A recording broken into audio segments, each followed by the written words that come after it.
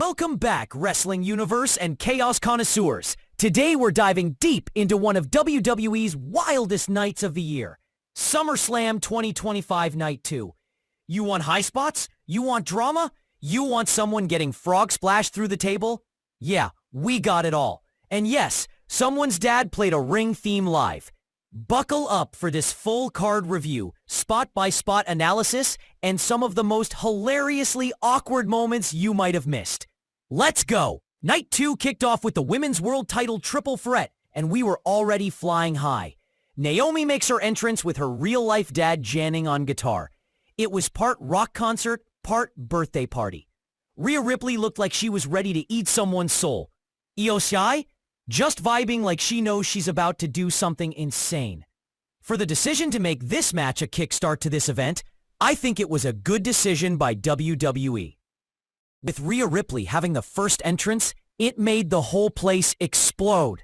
The match was very good to my opinion, though in the beginning it started with Rhea Ripley and Io Shirai trying to tag team on Naomi. However, they reached a point whereby it was each man for himself. After all, Rhea came to this mission with two things in mind. 1, winning back the title, and 2, to defeat Io Shirai since she has never beaten her ever since.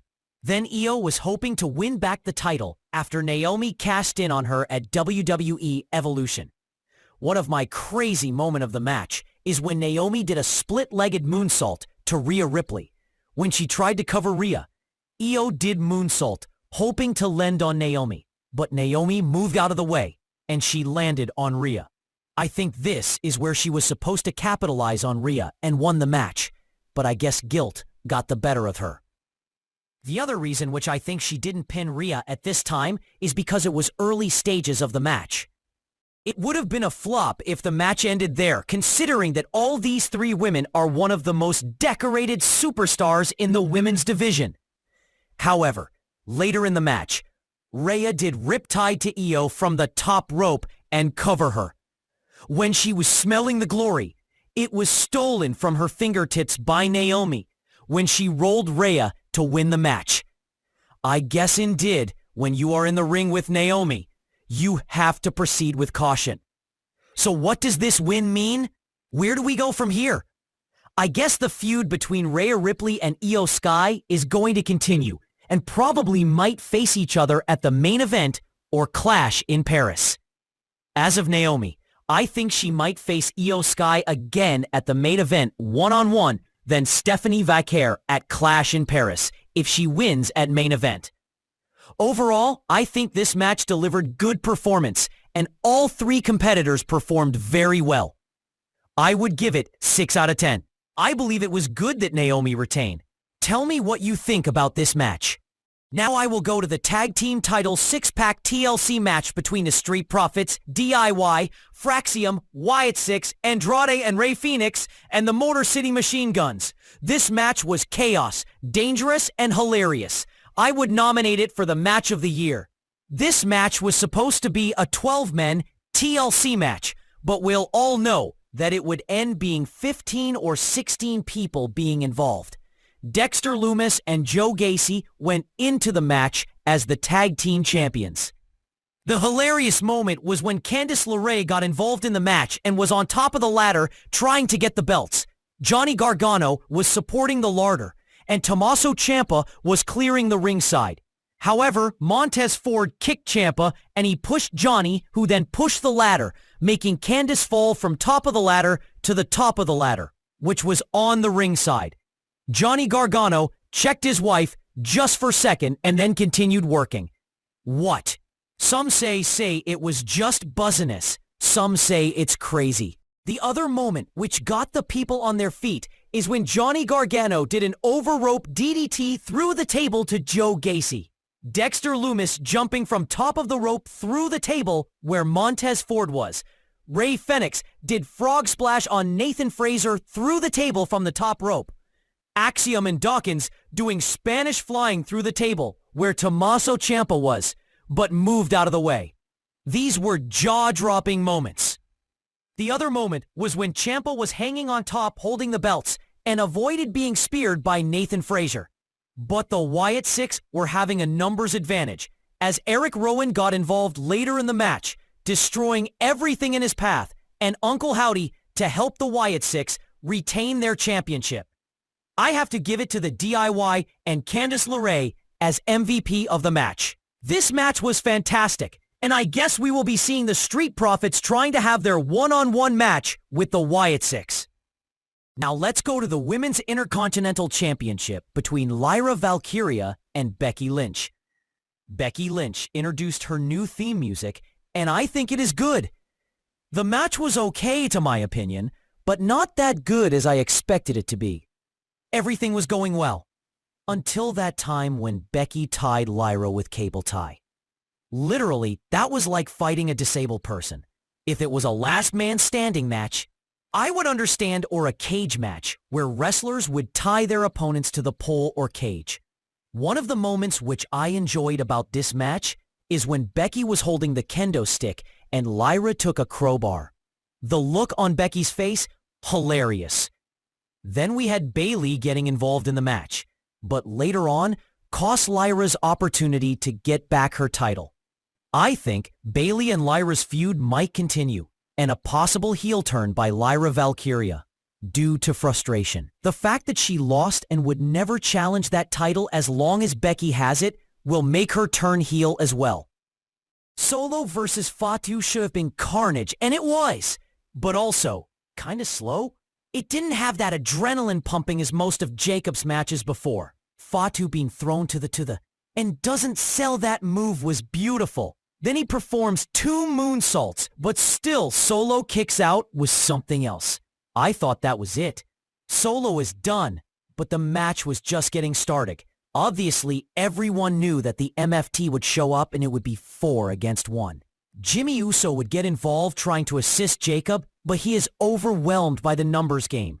Talatonga destroys Jimmy Uso, and later on Jacob did a moonsault on top of the cage. Tonga Loa interferes, handcuffs Fatu to the cage, and Solo hits a Samoan spike into a chair for the finish. Fatu yelling, "I ain't done," while stuck to the cage like Spider-Man with no web left. Comedy gold. But the ending felt more like a scripted detour than a finish. I thought Tama Tonga would make a surprise return to rescue Jacob Fatu. I said this match was kinda slow because pacing and crowd reaction. Early segments dragged with long stare-downs, slow strikes, and prolonged corner beatdowns. Instead of explosive, fast-paced cage combat, which fans expected, it leaned more methodical, almost plodding at times. Live crowd reactions dipped until the moonsault and interference spots happened. That's often a sign the energy wasn't sustained. Interference-heavy finish. The handcuff spot and Tonga Loa's interference stopped the momentum cold. Fatu getting handcuffed was meant to build drama, but it slowed the action into something more theatrical than physical. Viewers were hyped for a war. What they got was more setup spot, wait, cue interference. I think the feud of Solo Sikoa and Jacob Fatu is far from over. Tell me what you think in the comment section. Match 5, Dominic Mysterio versus AJ Styles IC title. Dominic Mysterio defending against the Phenomenal One. AJ Styles rolls in a lowrider, then hits a shimmy that Eddie Guerrero would have laughed at. I guess AJ did that not only to honor Eddie Guerrero and to signify that he is now Papi of Dominic Mysterio.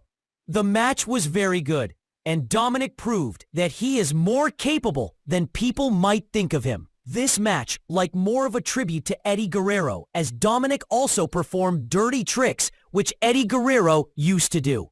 One of the things which he did was unbuckled the turnbuckle to distract the referee, only for him to take a steel chair. He hit the ground with the chair and threw the chair to AJ, but AJ was prepared and took the chair and put it around his neck. Then he went down on the floor, and now both men were down. When the referee turned around, he couldn't identify who was wrong, and then the match proceeded. But Dirty Dom was not done. They don't call him Dirty for nothing. When AJ Styles applied the Calf Crusher, the boot of Dirty Dom came off just like what Eddie did with Kurt Angle back in the days. Apparently, Dom had loosened his boot without being seen by the referee, and AJ Styles earlier. This was truly genius of him. He used the same boot to attack AJ Styles, and the referee missed it. Dom went on top of the rope. Then he did frog splash to retain his title. I see AJ Styles returning to TNA since this was his last SummerSlam match. As for Dom beating AJ Styles, a multi-time world champ and one of WWE's most respected veterans, adds major credibility to Dominic's reign as Intercontinental Champion. He's no longer just Ray's kid or the brat from Judgment Day. He's stacking wins over serious talent. It also gives him serious bragging rights. Expect him to talk trash like, "I beat a legend. I am the future." It also puts a target on his back. I really loved this match. Now the main event. This one had emotion. This had violence. And above all, it had John Cena finally wrestling like it's 2017. This match was bananas. Cody Rhodes did pile driver to Cena, but Cena kicked out at the count of 2. And then Rhodes was hit with an AA on the announcement table. They fight through the crowd. Cody throws Cena into a popcorn vendor. Multiple crossroads and multiple attitude adjustments were performed to no avail. This match proved that finishers have no value these days, and at the same time makes the crowd go ballistic. 3 crossroads in a row, 2 attitude adjustments, and a super AA in a row is an automatic win. It would be done. The game is over. But if the person kicks out, people jump in amazement of how did that happen. However, at the end of the day, Cody Rhodes won the match, and that was a very emotional moment for everyone. This was a passing torch moment from John to Cody. John gave Cody the title in the middle of the ring. It was emotional. Then Cody left the ring for Cena. After a while, when John Cena about to leave, then boom! Brock Lesnar's entrance music hits off, and the crowd erupts. No one was expecting this. You could see in Cena's eyes that pain is back as he looks at Brock Lesnar coming to the ring with his cowboy attire and hat. He entered the ring and attacked Cena with an F5, and he was last man standing. This match was hilarious and epic. I guess Brock being back means he might be the one to retire John Cena on his last match in WWE. Final grade? I'm giving SummerSlam Night 2 a solid 8.8 out of 10. The main event ruled. Tag TLC delivered chaos. The mid-card had weapons, madness, and some laugh-out-loud moments. If Night 1 left you underwhelmed, Night 2 made up for it, and then some. Like, comment, and subscribe for more wrestling chaos. Drop your favorite moment in the comments. Was it the crowbar, the ladder botch, or Brock eating the ring alive? Catch y'all next time.